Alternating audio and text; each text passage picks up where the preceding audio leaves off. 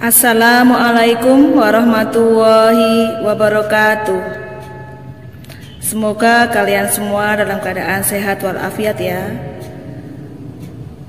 Jangan lupa tetap patuhi protokol kesehatan dengan cara jaga jarak, tetap pakai masker, dan rajin cuci tangan.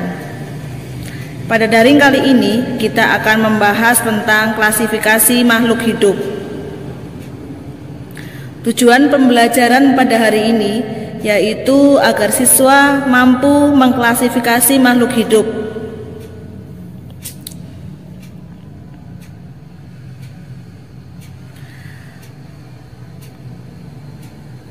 Klasifikasi makhluk hidup adalah cara pengelompokan atau penggolongan dan pemberian nama makhluk hidup berdasarkan persamaan dan perbedaan ciri. Ilmu tentang pengelompokan makhluk hidup berdasarkan ciri-cirinya disebut taksonomi. Untuk bapak taksonomi yaitu Carl von Linné telah dikenal dengan Carolus Linnaeus tahun 1708 sampai 1778. Tujuan klasifikasi atau pengelompokan makhluk hidup adalah yang pertama, mudah dalam mempelajari dan mengenal berbagai macam makhluk hidup. Yang kedua, mengetahui hubungan kekerabatan antar makhluk hidup. Yang ketiga, mengetahui manfaat makhluk hidup untuk kepentingan manusia. Yang keempat, mengetahui adanya saling ketergantungan antar makhluk hidup. Klasifikasi secara sederhana dapat dikelompokkan berdasarkan ciri morfologi, ciri anatomi, ciri fisiologi, habitat, dan jenis makanan. Urutan atau tingkatan takson berdasarkan Carolus Linnaeus yaitu kingdom, phylum, kelas, ordo, family, genus, dan spesies. Itu pada tingkat hewan. Sedangkan pada tingkat tumbuhan itu kingdom, divisi, klasis, ordo, family, genus, dan spesies. Kalian bandingkan antara takson hewan dengan takson tumbuhan, di manakah letak perbedaannya? Di sini perbedaannya yaitu pada takson hewan memakai phylum, sedangkan pada takson tumbuhan memakai divisi. Kemudian cara untuk mempermudah menghafalkannya yaitu Diclaofagus. D-nya itu divisio, K-nya itu klasis, O-nya ordo, V-nya family, G-nya genus, dan S-nya spesies. Contoh tingkatan takson. Di gambar itu ada tumbuhan padi. Berarti kingdomnya plantae atau tumbuhan. Subkingdomnya Tracheobinta bionta atau tumbuhan berpembuluh. Superdivisinya Spermatophyta atau menghasilkan biji. Divisinya Magnoliophyta atau tumbuhan berbunga. Kelasnya Liliosida atau berkeping satu atau monokotil. Subkelasnya Commelinidae, kemudian ordonya Poales, familinya Poaceae atau suku rumput-rumputan, genusnya Oryzae, spesiesnya Oryza sativa. Jadi nama Latin dari padi yaitu Oryza sativa. Ini contoh untuk kucing. Kalian amati kingdomnya apa, phylumnya apa, kelasnya apa, ordonya apa, familinya apa, dan genusnya apa, dan lahir spesiesnya apa. Jadi kucing nama latinnya Felis catus. Klasifikasi makhluk hidup itu ada sistem 2 kingdom, ada juga sistem 3 kingdom. Untuk yang 2 kingdom itu contohnya ada kingdom plantae atau kerajaan tumbuhan, contohnya bakteri, jamur, ganggang, tumbuhan paku, tumbuhan biji.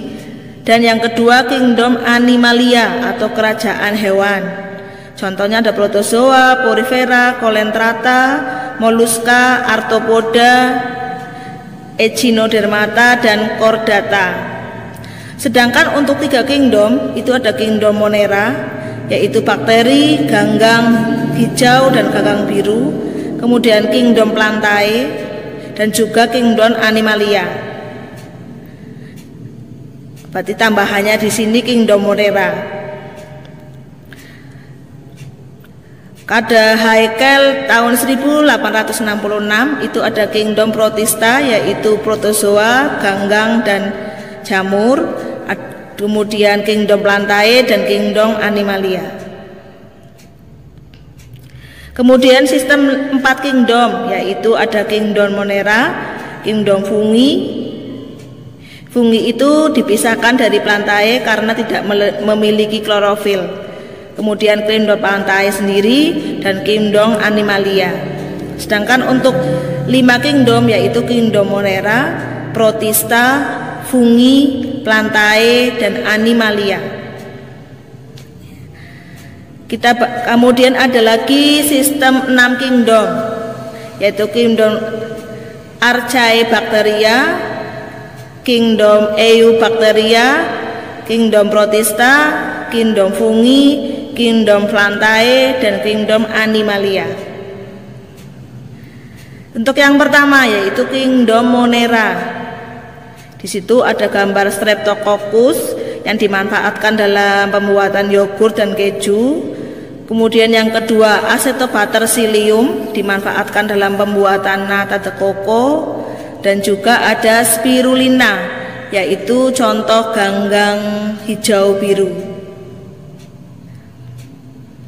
Kemudian yang kedua yaitu kingdom protista, yaitu ada algae,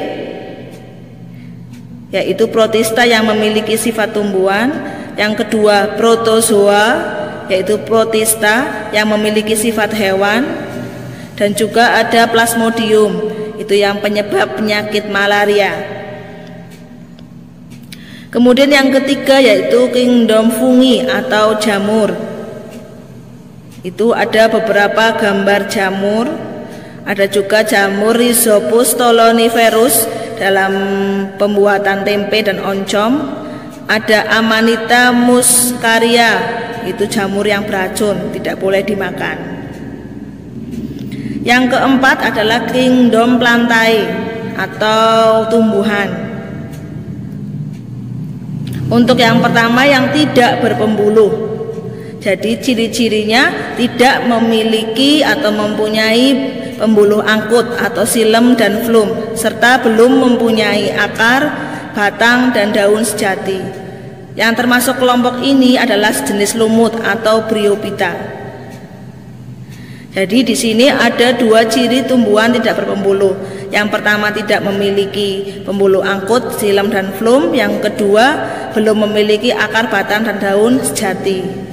Contohnya kelompok lumut yaitu Marchantia polymorpha, itu contoh lumut hati, sama Polytrichum communane, itu contoh lumut daun.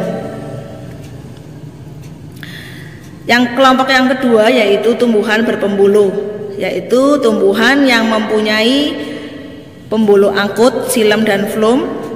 Dan ciri yang kedua mempunyai akar, batang, dan daun sejati.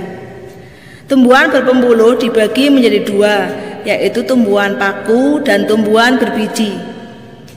Ciri tumbuhan paku itu mempunyai alat perkembangbiakan vegetatif berupa spora yang dihasilkan oleh sporangium.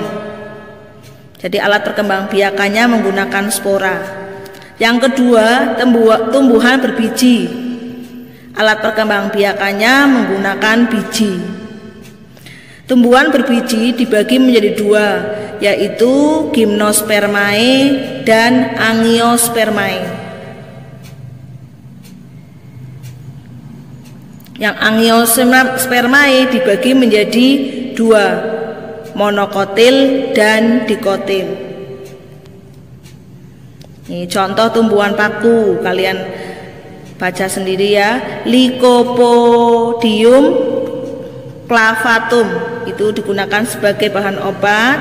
Kemudian ada Equisetum debile, itu paku ekor kuda yang digunakan untuk penggosok logam. Ada Adiatum juneatum, itu nama lain dari suplir yang digunakan sebagai tanaman hias. Kemudian Anabaena azola digunakan untuk membantu menyuburkan perairan. Pada keempat tumbuhan itu berkembang biak dengan menggunakan spora, sehingga termasuk tumbuhan paku. Contoh tumbuhan Gymnospermae atau tumbuhan berbiji tertutup, yaitu Gnetum gnemon atau melinjo. Yang kedua Cicas rumpi atau pakis haji. Yang ketiga Agathis albae. Kemudian untuk tumbuhan Angiospermae atau berbiji tertutup, yaitu Coccus nucifera atau kelapa, Arachis hypogea atau kacang tanah, kemudian Zeamais atau jagung, dan Ficus benjamina. Apa sih perbedaan antara Gymnospermae dengan Angiospermae? Kalau Gymnospermae itu tidak mempunyai bunga sejati. Yang kedua, bakal biji tidak terlindungi oleh buah sehingga terdapat pada bagian luar permukaan. Yang ketiga, menghasilkan dua jenis spora yang berlainan. Sedangkan untuk ciri Angiospermae itu mempunyai bunga sejati. Yang kedua, mempunyai biji yang tidak tampak dari luar karena terbungkus oleh buah. Jadi kalau Gymnospermae itu berbiji terbuka, kalau Angiospermae berbiji tertutup.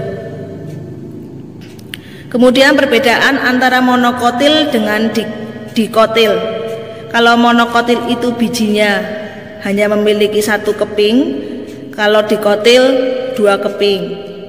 Kemudian kalau monokotil tidak berkambium, kalau dikotil berkambium. Kalau monokotil tulang daunnya sejajar atau melengkung, sedangkan kalau dikotil tulang daunnya menyirip atau menjari. Kemudian kalau monokotil akarnya serabut, kalau dikotil akarnya tunggang. Tambahan untuk monokotil bunganya kelipatan 3, sedangkan dikotil bunganya kelipatan 4 atau 5. Bisa dilihat itu perbedaan antara monokotil dengan dikotil. Itu berkeping 1 dengan berkeping 2, kemudian tulang daunnya sejajar, bisa dilihat gambarnya, dan daun yang menyirip atau menjari. Kemudian bekas pengangkutnya, kalau yang monokotil itu tersebar, kalau yang dikotil itu tersusun membentuk lingkaran. Kemudian kalau monokotil bunganya kelipatan 3, kalau dikotil kelipatan 2, 4 atau 5. Kemudian akarnya kalau monokotil itu serabut, itu gambarnya seperti itu. Kalau yang dikotil tunggang. Yang terakhir, yang kelima, Kingdom Animalia. Kingdom Animalia terdiri dari dua bagian, yaitu hewan tidak bertulang belakang atau avertebrata. A artinya tidak, vertebrata bertulang belakang. Jadi hewan avertebrata, hewan yang tidak bertulang belakang. Untuk kelompoknya ada 6. Yang pertama porifera. Cirinya terdapat pori-pori halus sebagai tempat masuknya air. Kemudian sel koanosit untuk menggerakkan air dan menangkap makanan. Yang kedua kolentrata. Ini cirinya memiliki tentakel atau tangan-tangan panjang. Dan ada yang melekat di dasar perairan atau polip. Ada yang berenang bebas atau medusa. Yang ketiga vermes. Vermes ini nama lain dari kelompok cacing. Cirinya adalah tubuhnya memanjang, pipih, gilik ataupun berruas-ruas. Yang keempat moluska atau hewan lunak. Jadi memiliki ciri mempunyai tubuh yang lunak dan dapat mensekresi lendir. Umumnya dilindungi oleh cangkang yang keras. Kemudian yang kelima ada arthropoda atau hewan beruas-ruas. Jadi cirinya tubuhnya terdiri dari kepala, dada, perut. Pada kulit terdapat rangka luar atau zat kitin. Yang terakhir echinodermata atau hewan berkulit duri. Cirinya yaitu tubuhnya diliputi oleh kerangka luar dari lempengan kapur yang membentuk duri-duri kecil. Sistem saluran air berhubungan dengan alat gerak, yaitu kaki amburakral. Nah, ini ada beberapa hewan, yaitu ada 4. Ini termasuk hewan porifera.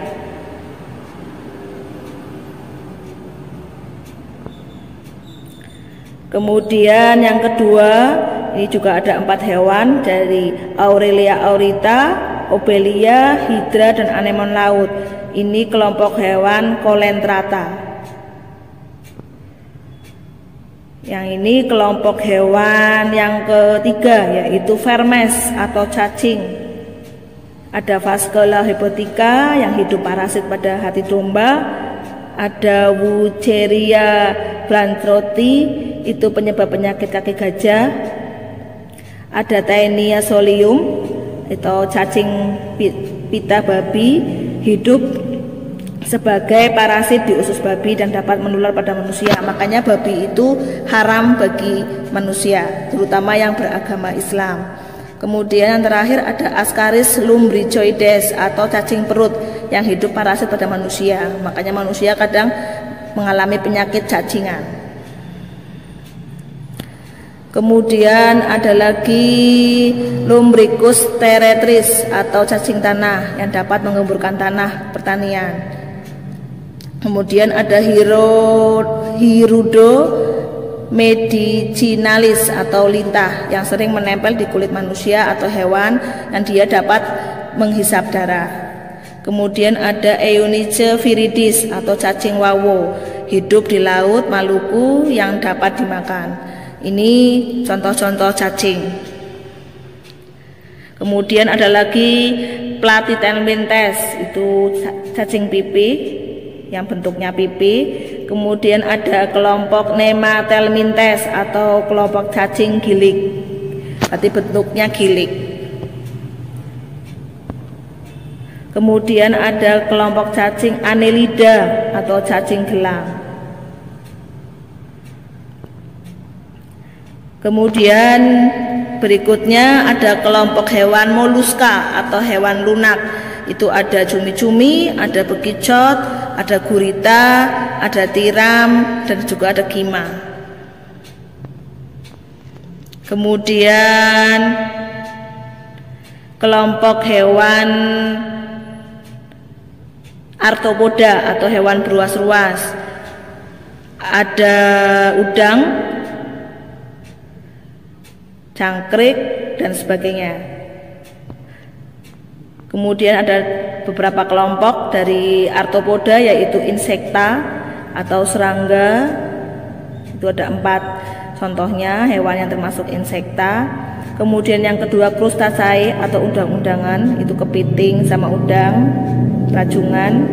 Kemudian kelompok Arachnoidea atau laba-laba. Kalian amati di situ ada 3 hewan contohnya. Kemudian ada juga Myriapoda atau kelompok lipan. Ya, yang terakhir ini kelompok Echinodermata dari bintang laut, lilia laut, temen timun laut, dan duri. Ciri dari Echinodermata yaitu berkulit duri. Untuk kelompok hewan yang kedua yaitu hewan bertulang belakang atau vertebrata, di mana cirinya hewan ini memiliki tulang belakang. Ada 5 kelompok dalam hewan vertebrata, yaitu Pisces, amfibi, reptil, aves, dan mamalia. Untuk kelompok yang pertama yaitu Pisces, Di sini contohnya sejenis ikan. Ciri-cirinya bergerak dengan sirip. Yang kedua, amfibi. Contohnya katak. Hidup di darat dan juga di air. Cirinya kulitnya selalu basah. Kemudian yang ketiga, reptil atau hewan melata. Di situ ada ular, komodo, cicak dan sebagainya. Cirinya kulitnya tidak selalu basah. Yang keempat, aves. Di sini contohnya adalah ayam atau jenis unggas dan burung. Dengan ciri aves yaitu tubuhnya ditutupi oleh bulu. Yang kelima, mamalia atau hewan menyusui. Contohnya ada gajah, kambing, anjing, dan lain sebagainya. Itu saja yang dapat saya sampaikan. Tetap semangat walaupun kalian pembelajaran secara daring. Saya akhiri. Wassalamualaikum warahmatullahi wabarakatuh.